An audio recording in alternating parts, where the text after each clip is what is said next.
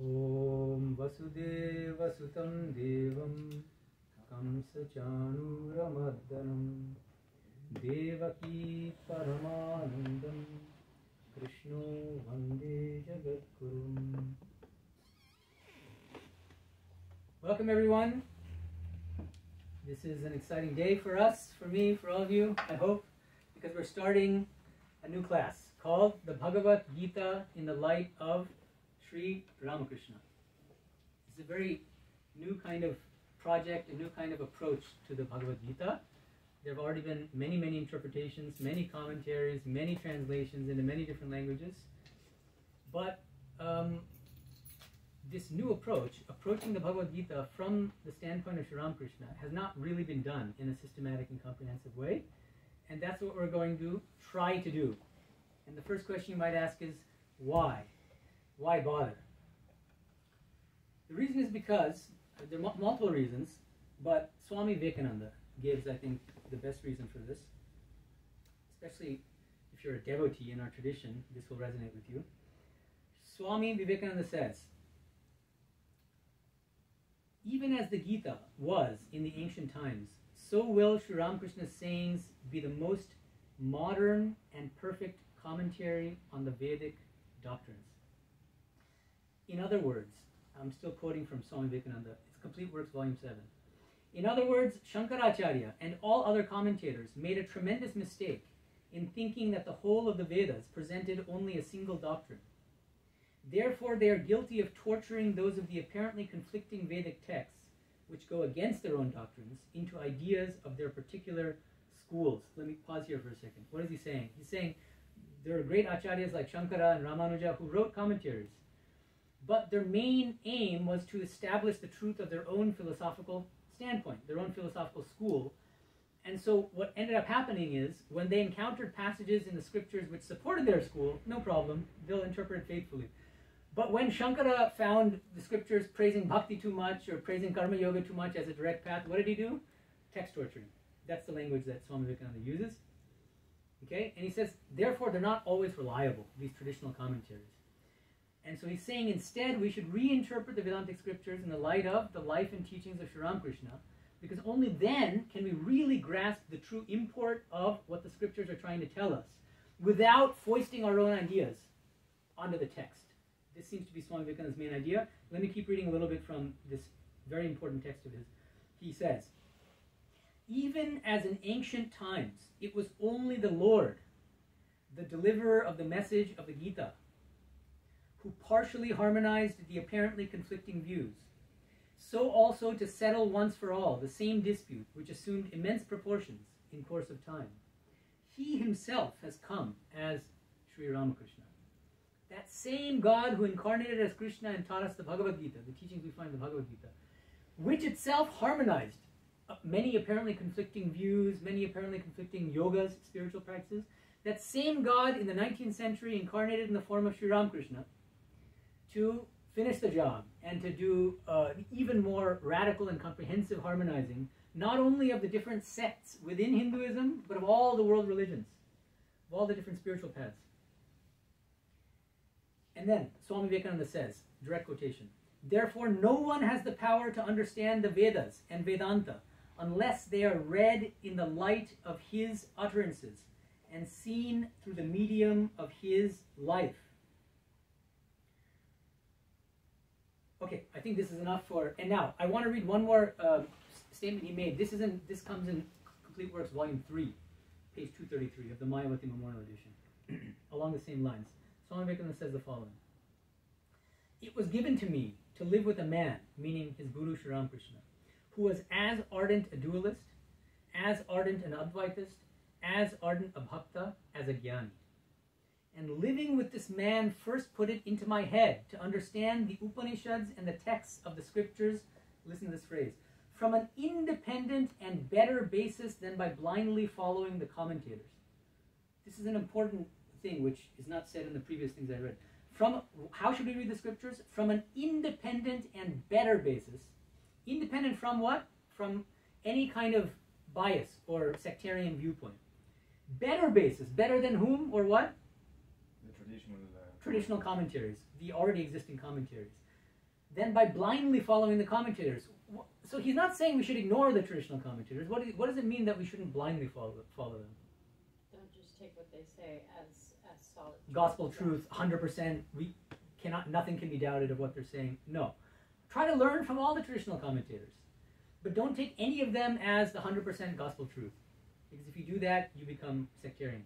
And then you're going to end up distorting the meaning of some scriptural passages. Okay, so keep in mind all these statements of Swami Vivekananda. What we're trying to do is to carry out this project first envisioned by Swami Medhananda himself, which has not really been done fully yet and comprehensively and systematically. So that's what we're going to do. It's going to take us probably several years if we go at the rate of once a week. Although sometimes I travel, so we might cancel classes here and there, but in general we're aiming for once a week classes. It'll still take us quite a while. Now, you might ask, what's our main textbook?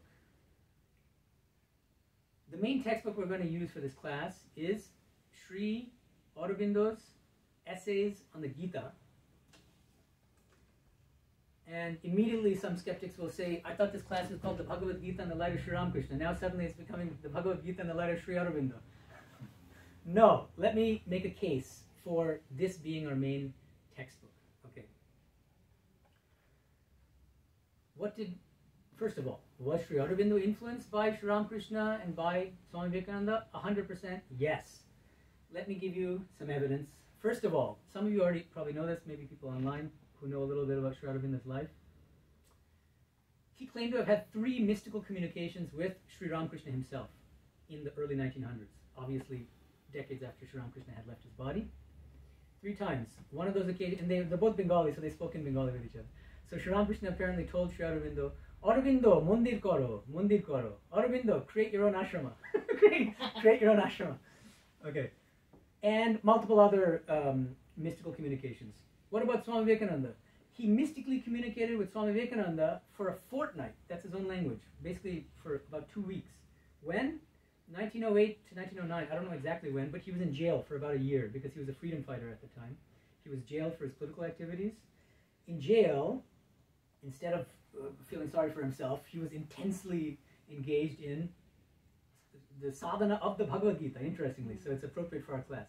He says himself, I was intensely practicing the sadhanas taught in the Bhagavad Gita, and in the course of that sadhana, Swami Vivekananda himself came to me and taught me high-level meditation techniques and about the opening to the supermind and stuff like that. He says all these things, really remarkable things. And then later, a disciple says, so do you mean to say that you had visions of Swami Vivekananda? He said, no, if it was a vision, I could have doubted it. This I could not doubt. He came to me in some way, which is mystical and it's hard to explain. But in any case, okay, Sri Aurobindo claimed to have had these direct mystical communications with both Sri Ramakrishna and Swami Vivekananda. What's more, he tells a disciple in 1913 in a letter, remember also that we derive from Ramakrishna. For myself, it was Ramakrishna who personally came and first turned me to this yoga. Again, remember, Ramakrishna was not alive in his body at that time, but mystically, he's the one who put Sri Aurobindo on the path of his integral yoga. He himself says it. 1908, he writes the following about Sri Ramakrishna. Sri Ramakrishna was the last and greatest of all of the avatars, incarnations. For while others felt God in a single or limited aspect, Sri Ramakrishna felt God in his illimitable unity as the sum of an illimitable variety. What a beautiful expression. Even among the incarnations, it was Sri Ramakrishna alone who experienced, realized God in his illimitable unity as the sum of an illimitable variety. In him, the spiritual experiences of the millions of saints who had gone before were renewed and united. Sri Ramakrishna gave to India the final message of Hinduism to the world. A new era dates from his birth, and so on and so forth. And finally, now you might ask, okay, that's all great, but how does this relate to interpreting the Bhagavad Gita? Sri Aurobindo says the following in another piece of writing in that first decade of the 20th century. He talks about how we should reinterpret the Vedantic scriptures. Please listen carefully. The word Vedanta is usually identified with a strict monism and the peculiar theory of Maya established by the lofty and ascetic intellect of Shankara. But it is the Upanishads themselves, and not Shankara's writings, the text and not the commentary, that are the authoritative scripture of the Vedanta. Shankara's, great and temporarily satisfying as it was, is still only one synthesis and interpretation of the Upanishads. There have been others in the past which have powerfully influenced the national mind, and there is no reason why there should not be a yet more perfect synthesis in the future. It is such a synthesis, embracing all life and action in its scope, that the teachings of Sri Ramakrishna and Vivekananda have been preparing, explicitly stating that we should, exactly like Swami Vivekananda said, we should no longer blindly follow the traditional commentators like Shankara. Sri Aurobindo is echoing that by saying, Shankara had his day, and it's a brilliant commentary, it's a wonderful commentary. Now we need a new commentary for modern times. What's this new approach? We should reinterpret the Vedanta scriptures in the light of the life and teachings of Sri Ramakrishna and Swami Vivekananda. Okay?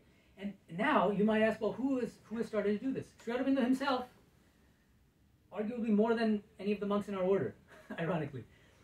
Why? Because he's one of the few people in the world who's actually produced a full-length, almost 600-page commentary on the Bhagavad Gita, verse by verse, in the spirit of Sri Ramakrishna and Swami Vivekananda. Now, there is a difficulty here, or a kind of, you can call it an irony. I'm claiming that the best existing commentary on the Bhagavad Gita in the light of Sri Ramakrishna is Sri Aurobindo's Essays on the Gita. The irony is that there's not a single reference to Sri Ramakrishna anywhere in this commentary. Okay, so this is kind of an interesting situation. And you might ask why. Partly because this is something that we discussed in an earlier class, but this is our first class online, so I'm going to repeat this a little bit. This project of reinterpreting the Bhagavad Gita in the light of Sri Ramakrishna raises an important question. Couldn't that be another kind of bias, another kind of sectarian perspective that we're reading into the Bhagavad Gita? That's the question. So, Sri Aurobindo, what does he do? How does he follow Swami Vivekananda's vision of a new interpretation of the scriptures? I think what he's doing from page 1 to page 600, however many pages there are, is reinterpreting the Bhagavad Gita in the light of the life and teachings of Sri Ramakrishna, yet without making a single reference to the life or the teachings of Sri Ramakrishna.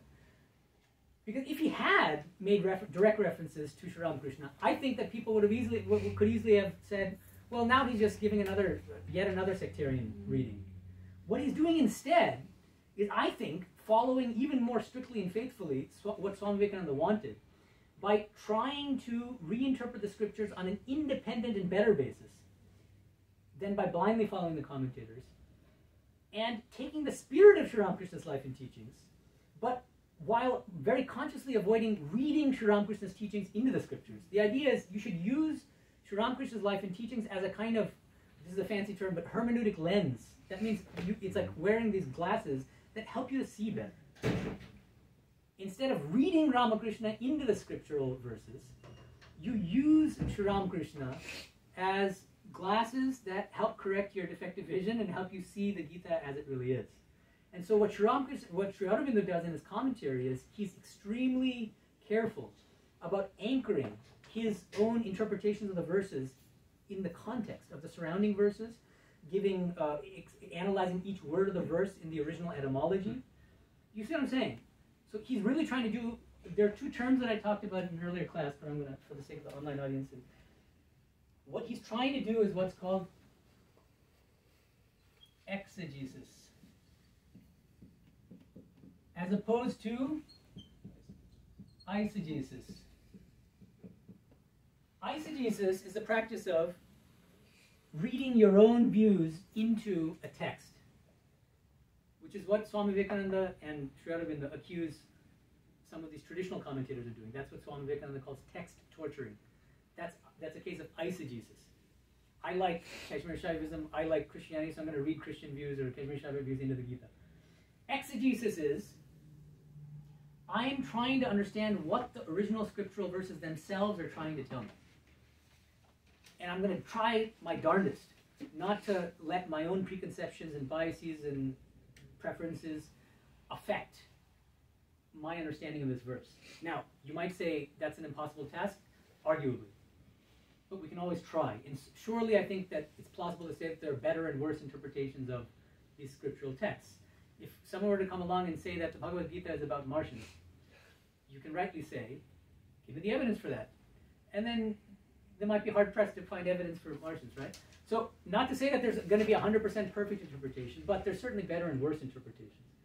The closer we come to the original meaning of the verses, independently of our own biases, our own preferences, our own standpoints, independently of commentators, I think the closer we'll get to the original meaning of the verses. So, that's a little background on why I think that... okay, so now, but more deeply, why do I think that this is the best text to use? Because it's an extremely profound and deep and insightful commentary on the Bhagavad Gita. I think in large part because he was not just a great scholar, highly educated at Cambridge University, and a brilliant scholar. At the same time, he was a realized soul and a yogi. And so, and I really feel that when you read this, just the language, you feel that he's writing from a higher plane than the intellectual plane. At least I feel that when I read it. I've read it multiple times. It rewards rereading. It's a very, very challenging text. His English is difficult, as anybody who's tried to read Sri Aurobindo knows. His English is demanding. It's a kind of British Victorian style of writing with long sentences, multiple subordinate clauses. It can be intimidating and challenging at first and forever, but it gets easier, and one can develop a taste for it. Once you get the hang of it, it takes a while to get used to an Aurobindonian prose style. Once you do, I guarantee you, many of you, not all of you, some people just can't stand him or read him, but I think many of you will start liking his writing style after some time.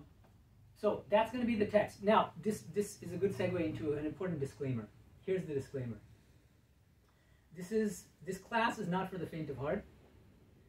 I'm going to treat this like an academic course, and I expect anybody who's interested in attending this course, either in person or online, to treat it like an academic course. And if that's not your cup of tea, then you don't have to attend. Why do I call it an academic course? Because there are going to be regular homework assignments. Today's homework assignment, by the way, is the first 6 pages of the introduction to my volume, The Bloomsbury Research Handbook of Vedanta. Pages 1 through 6 of Introduction, the Past, Present, and Future of Scholarship on Vedanta. I'm going to include, for people online, the PDFs of all the homework assignments under the YouTube description as links, so you can download them for free. There's a funny anecdote about this, which I would love to share with you, which is that somebody who will remain nameless came up to me a few days ago and said, Swamiji, I read that assignment you gave. Oh, it was so boring, so dry. It was putting me to sleep. And then a few minutes later, it came up in conversation that I'm the author of the of the introduction, but it was written under my pre-sannyasa name, Ayan Maharaj, and he didn't realize that was my pre-sannyasa name, so I felt really bad about it, but I enjoyed it. So anyway, but it's linked to this disclaimer, right? The idea is this is not going to be for everybody. I'm going to assign. So let me give you a sense of the overall arc of the course. Okay, we're not going to just dive into Sri Aurobindo's essays on the Gita, but there's a reason for that. There's a method to my madness. Here's the idea. See, what we need to do, our aim, okay, is number one, we're trying to understand the meaning of the original verses of the Bhagavad Gita, which is a challenging scripture, by studying them primarily in the light of the life and teachings of Sri Ramakrishna, okay? And we're going to try to do as much as we can exegesis of the text rather than eisegesis. But secondly, another important part of our method is to try to learn from all of the traditional, not all, but at least some of the traditional commentaries on the Gita. We should not ignore them, because these were also realized souls. Was Shankara not a realized soul? Of course he was. Was Ramanuja not? Of course he was. So there's a lot to learn from the traditional commentaries. Abhinavagupta, if you know something about Abhinava, then we can bring him in as well. But in order to learn from these traditional commentators, we have to know basics, at least, of their respective philosophical frameworks. Okay? And all of these traditional commentators within Vedanta, they were all Vedantins, but they championed different schools of Vedanta. Shankara was a champion of Advaita Vedanta, Ramanuja Vishtadvaita Vedanta, Madhva Dvaita Vedanta, Vallabha Shuddha Dvaita. So unless we have some basic understanding of what these different schools of Vedanta teach or hold, we're not going to be able to make use of and learn from these traditional commentators at all. So the first assignment is to gain a basic understanding of what some of the main doctrines of some of the key Vedantic, traditional Vedantic schools are. That's why I assigned the first 6 pages, this dry, boring thing that puts you And the in. YouTube. Yeah. And the YouTube. And yeah, and for those of you who have some difficulty kind of parsing the academic prose in this first homework assignment, I would suggest that you watch a lecture that I gave a few months ago called Vedanta for Dummies, which is a kind of simplified summary of those 6 pages with a little extra spice added too, so just to keep things in. And in that lecture I also add something which is not at all here, because it would have been inappropriate in the volume on Vedanta, is explaining how Ramakrishna Vivekananda Vedanta harmonizes the different traditional Vedantic schools. Okay, we'll get to that eventually, even in this class, but that's also kind of mentioned in my Vedanta for Dummies class, so you can watch that Vedanta for Dummies lecture for help on this first homework assignment. So that's the second interrelated aim that we're going for. But but there's a third thing. The third thing is, in order to interpret the Bhagavad Gita in the light of the life and teachings of Sri Ramakrishna, we need to have a grasp on his teachings. And all of you have, I think, at least the people sitting here, have studied some amount of the Gospel of Sri Ramakrishna. Even so, even after some people have studied the Gospel for 30 years, they don't necessarily have a deep philosophical understanding of his philosophical teachings. So, and in fact, it's more complicated than that, because different scholars and different readers of Sri Ramakrishna have interpreted his teachings in very different ways. So, the second homework assignment is going to be, and so don't worry, first focus on the first homework assignment, because we're not going to get through the first 6 pages of this article today. We'll continue tomorrow. The second homework assignment is a deep study and deep thinking about Sri Ramakrishna's philosophical teachings, his own philosophical standpoint. And so I'm going to assign chapter 1 of my book, Infinite Paths to Infinite Reality, Sri Ramakrishna and Cross-Cultural Philosophy of Religion. The chapter is called Sri Ramakrishna's Harmonizing Philosophy of Vijnana Vedanta. It's a book published in 2018. I'm only going to assign chapter 1, because that's the one. It'll first of all give you a sense of the different ways that Sri Ramakrishna's philosophy has been interpreted over the years, over the decades. Some people interpret him as a Shankarite, a follower of Shankara, others as a Tantric, others as a Vishtadvaitan. The author of the Gospel, M, interprets him as a follower of Vishtadvaita. It's very interesting. And so many other interpretations. I'm going to defend the view that Sri Ramakrishna's philosophy is best understood as Vijnana Vedanta, which is what I call a harmonizing philosophy, an extremely broad philosophy that harmonizes the traditional, more sectarian schools of philosophy and different kinds of spiritual practices as well. And this should give us some background in how we can use Sri Ramakrishna's teachings. First of all, how to understand them in a kind of comprehensive way, and how to relate his different teachings scattered throughout the Gospel, how to relate them to each other. Because it's not a textbook. The Gospel is dialogue with visitors who would come to him on different days that he happened to be present at on those days. But how do we bring them together? And my claim is that his unifying concept is Vijnana, this very special spiritual experience of Vijnana. We'll get into that in more detail, but I'm giving you this kind of overall arc here. So, first homework assignment is giving you an overview of the traditional schools of Vedanta. Why? Because we're going to make use of some of the traditional commentaries on the Gita in order to help us at trying to understand the original meaning of the Gita shlokas. We're going to read Shankara's commentary at times, Ramanuja's commentary at times, and others. But then we have to have some basic understanding of their philosophical frameworks. Second, in order to reinterpret the Bhagavad Gita in the light of the life and teachings of Sri Ramakrishna, we have to have a deep understanding of his teachings and his own philosophical framework. And that's why I'm assigning chapter 1 of my book, Infinite Paths to Infinite Reality, about his harmonizing philosophy of Vijnana Vedanta. The third heads up I'm giving you, before we finally get into essays on the Gita, I'm going to assign one more academic article of mine. This is going to provide an overview of a kind of overall gist of how Sri Aurobindo reinterpreted the Bhagavad Gita in the light of Sri Ramakrishna. It's got a fancy title. I'm going to say it now. Don't all laugh at once.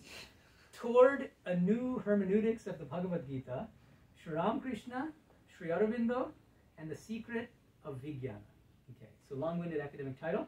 But I hope that this article is going to give us this kind of overarching understanding, because it's an intimidating text, as I said. And if you just open to page 1 and you start reading, you might get overwhelmed.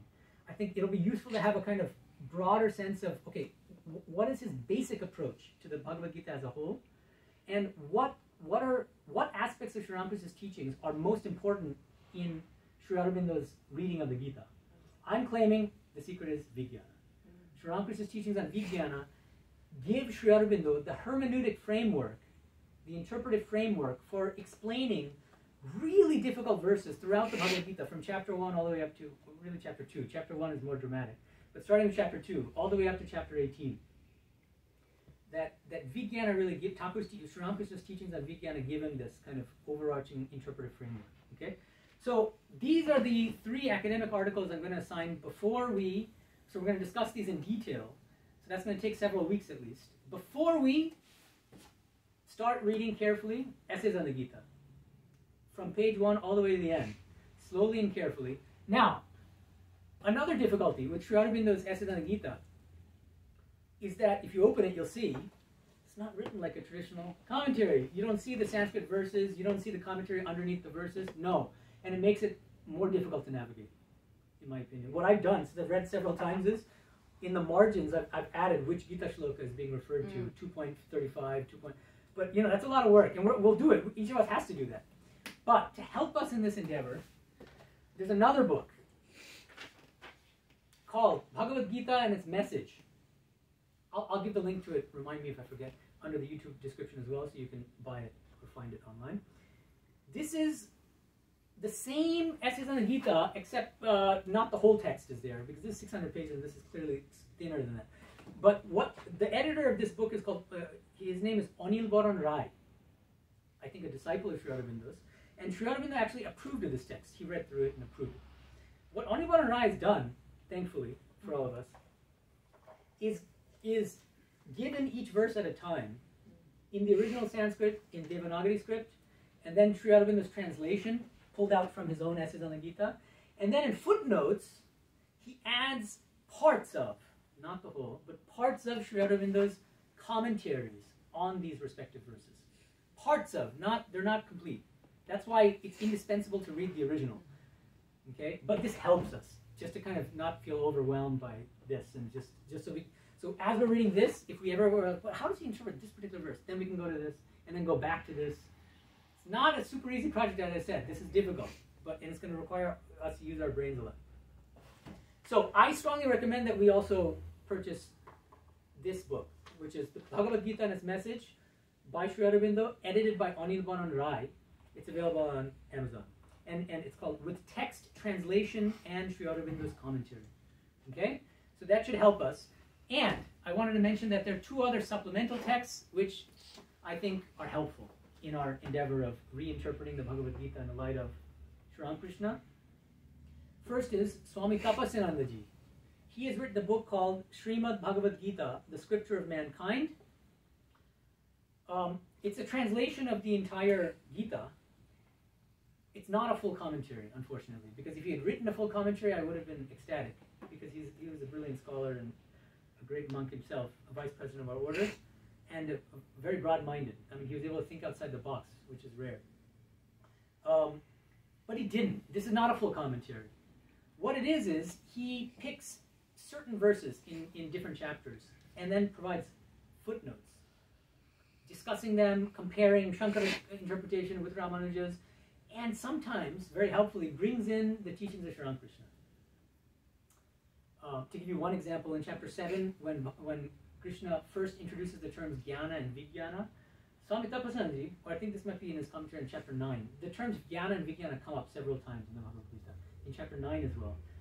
And he says the best way to interpret these terms Jnana and Vijnana, what exactly does Bhagavan Krishna mean by Jnana and Vijnana, is to bring in Sri Ramakrishna's teachings on Jnana and Vijnana. And I was so happy to read that because I think he's the only one who explicitly refers to Sri Ramakrishna's teachings on Vijnana to interpret the Bhagavad Gita. I think Sri Aurobindo does the same, except without referring to Sri Ramakrishna. But Tapasyananda, as a follower of Sri Ramakrishna directly and as a monk of the order, he quotes Sri Ramakrishna's teachings on Vijnana and says this is the best way to interpret this concept of Vijnana in the Gita. So there are a lot of helpful insights in Tapasyananda's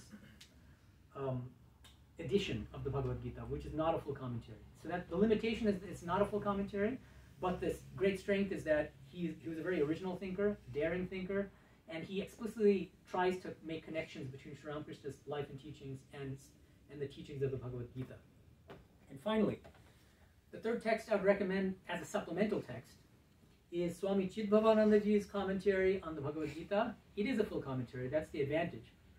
And he was also a follower of Sri Ramakrishna, and so he repeatedly refers to Sri Ramakrishna's teachings. But I do think it has some limitations. First of all, the way that he refers to Sri Ramakrishna I find a little artificial, because what he does is he kind of, there's a verse, Gita verse, and then he gives his commentary. No mention of Sri Ramakrishna. And then he just throws in a quotation from Sri Ramakrishna in English. And I don't think he knew Bengali, and he doesn't give any references, so it's not even clear where he's getting these statements from. And he doesn't himself do that analytical work of kind of integrating Sri Ramakrishna's teachings into his commentary. He gives his commentary and then gives a quotation from Sri Ramakrishna. I don't think this is the best way to interpret the Bhagavad Gita in the light of Sri Ramakrishna. I think that there's a deeper, more insightful, and more integrated way of doing it, and I think Sri Aurobindo does that. Again, the limitation being he doesn't refer to Sri Ramakrishna, but that's why we have to do work as students in this class, all together, of when we're studying Sri Ramakrishna's text, where do we find resonances with Sri Ramakrishna's life and teachings? We all need to participate in this project.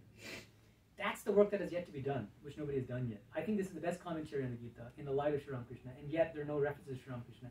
We are the ones who have to make those connections with Sri Ramakrishna, and then we end up, I think, fully doing what Swami Medhananda wanted us to be doing.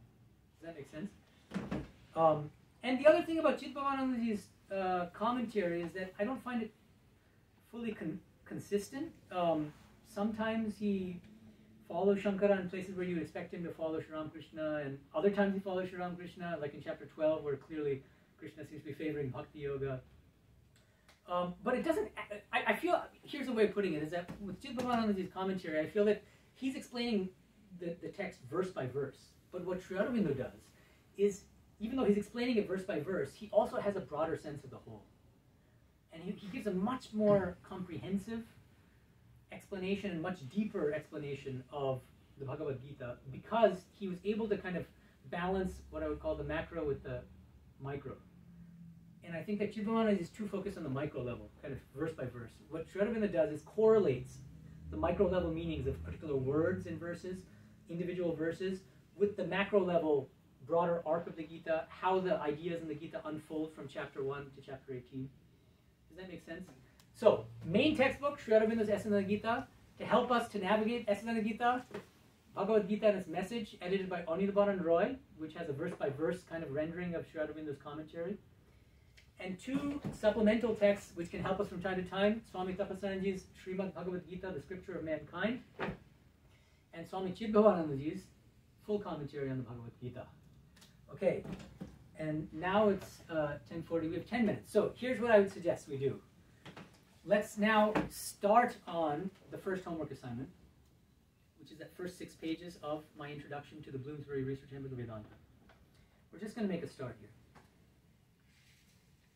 Now, okay, we're all sitting here in what's called the Vedanta Society of Southern California. And I'm sure many of you have non-Indian friends, and so if you tell a friend asks you, what'd you do on Sunday morning? And you tell them, I went to the Vedanta Society. What's a natural question that might come up? What's Vedanta? What the heck is Vedanta? How would you respond? He studies the study of consciousness. Okay, that's a very sophisticated answer. But anyway, okay, the study of consciousness, that's one answer. Anyone else? Philosophy that underlies Hinduism. Okay. Oh, yeah. The philosophy that underlies Hinduism. That's an interesting answer. I say the same thing, but I don't say Hinduism. I say the philosophy that's like the foundation of all faiths. That's nice. So it's The like philosophy that underlies all faiths. all faiths Yeah. throughout the world. Yeah. Anyone? I think there are like 10 people in the room, so there will be 10 different answers to this question, which is the beauty of Vedanta, I think, in a way. Anyone else want to take a stab at it? Like I told someone it was like a religion based on experience.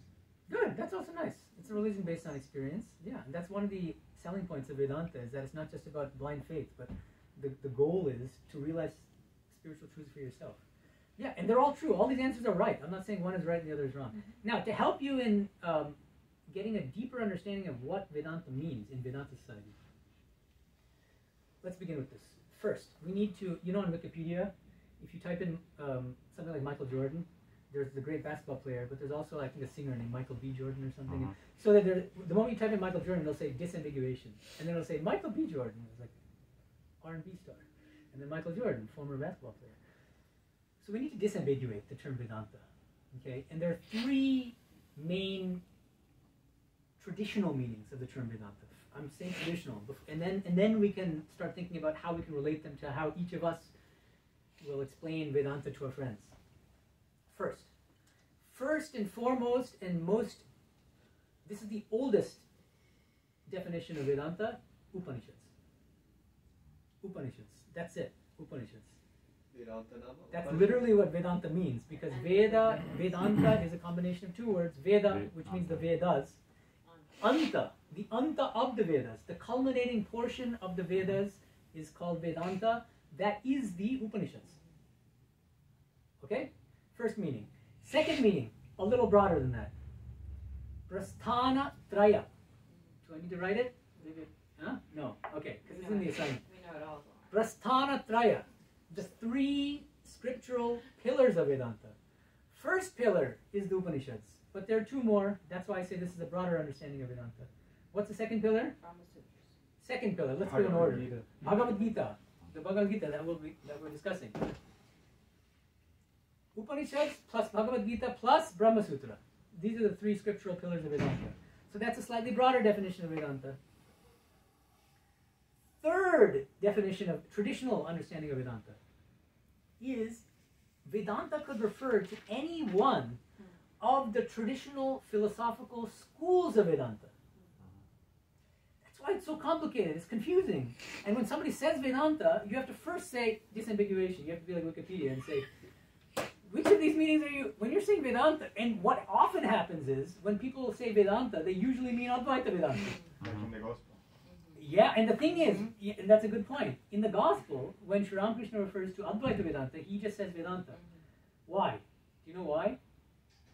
Because he thinks that Advaita Vedanta is the highest. That's the context he's speaking from. That's one explanation, but there's another one.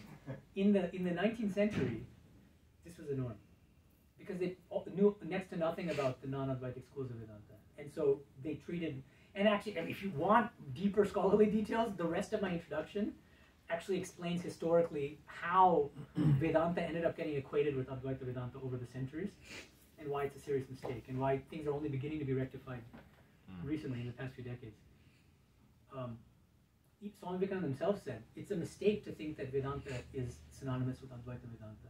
It equally, Vishta Advaita has an equal right to be called Vedanta, so does Advaita Vedanta. Anybody who has written commentaries on the Prasthanatraya, Upanishads, Bhagavad Gita, and Brahma Sutra, and given a coherent interpretation of these scriptures, qualifies as a Vedanta. So, but that was the norm at the time. So, fortunately, we moved away from that. We've become more rigorous, and we're more conscious of non-Advaitic schools of Vedanta. And so, let's try to avoid that mistake. And so just in general, when we refer to Vedanta, we should be referring to either the Upanishads or the Prasthanatraya. And if we want to refer to one of the traditional schools, use the full name. If you want to be referring to Advaita Vedanta, say Advaita Vedanta. If you want to refer to Ramanuja school, say Vishta Advaita Vedanta. If you want to refer to Madhva school, say Dvaita Vedanta is slightly pejorative depending on who's listening, and so it's better to say Madhva Vedanta, which means the school of Madhva. If you want to refer to pure non-dualism or Shuddha of Vallabha, Shuddha Advaita Vedanta.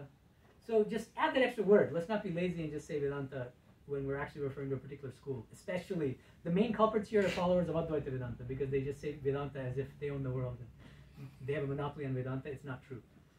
Okay, so these are the three meanings of Vedanta, traditionally speaking.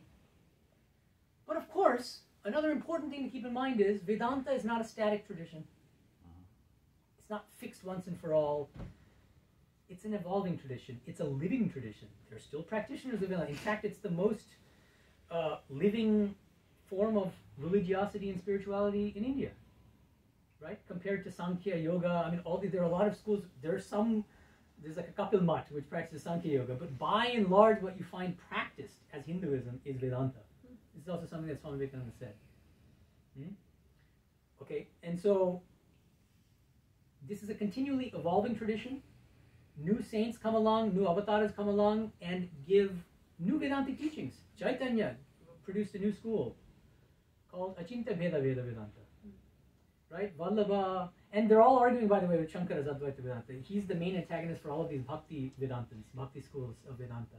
Each one of them is somehow disagreeing with Shankara. We'll get to that a little more in more detail later. And so there's no reason to think that somehow thinking about Vedanta stops with the medieval acharyas, with Vallabha or anyone else. We can keep going. 19th century, we can think of Sri Ramakrishna as a Vedantic acharya for our times. Right? We can think of Swami Medhananda as a great Vedantic acharya of our time, Sri Aurobindo. So the tradition is continually evolving. And so we shouldn't feel like there's only one meaning of Vedanta that we have to adhere to. We should make Vedanta living in our own lives. And so we can each ask ourselves, what does Vedanta mean to me as a spiritual aspirant? And I think that Sri Ramakrishna and Swami Vivekananda have given us a new in the sense of very, very broad, harmonizing kind of Vedantic philosophy that helps us to see the value of all the traditional schools of Vedanta, but not just that, see the value of all the different world religions and many different spiritual paths. Okay? Okay. And so in the... 3 minutes. I think we should stop here. And then what we'll do, I'm giving you a heads up. For next week, what we'll discuss are first the commonalities of the different traditional schools of Vedanta. What do they have in common? That'll be relatively quick. And then we're going to go into the differences in the doctrines about key issues, like what is the nature of Brahman? What does Shankara say about it? What does Ramanuja say about it? What does Madhva say about it? What does Vallabha say about it?